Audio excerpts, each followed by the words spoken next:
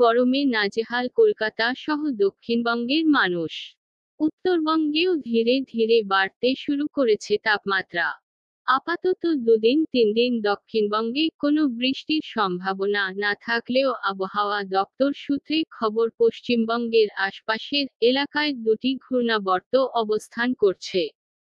একটি রয়েছে উত্তর পূর্ব বিহারে হিমালয়ের পাদদেশীয় ও সিকিমের উপর। অপর একটি রয়েছে উত্তর পূর্ব অসমের উপরে। এই দুইয়ের জেরে সপ্তাহান্তে ফের একবার ভিজতে পারে রাজ্যের কিছু জেলা। রাজ্যে লাফিয়ে বাড়ছে তাপমাত্রা। ইতিমধ্যেই তাপপ্রবাহের সতর্ক জারি করেছে হাওয়া অফিস। আবহাওয়া দপ্তর সূত্রে খবর আগামী 2 থেকে 3 দিনে দক্ষিণবঙ্গের বিভিন্ন জেলার তাপমাত্রা স্বাভাবিকের তুলনায় বেশ কিছুটা বাড়বে। এরপর 21 এপ্রিলের পর থেকে পশ্চিমের কিছু কিছু জেলায় সিভিয়ার হিটওয়েভ বা তীব্র তাপপ্রবাহ পরিস্থিতির সৃষ্টি হতে পারে বলেও জানিয়েছে আবহাওয়া দপ্তর। তবে এর মাঝে কিছুটা স্বস্তি দিতে পারে বৃষ্টি।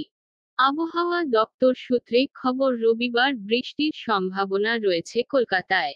বৃষ্টি হতে পারে কলকাতার আশেপাশের কয়েক জেলাতেও। যদিও সামান্য বৃষ্টির সম্ভাবনা।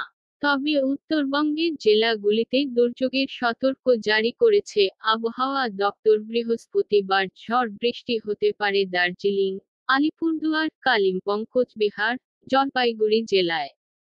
এই 5টি জেলায় হলুদ সতর্ক জারি হয়েছে।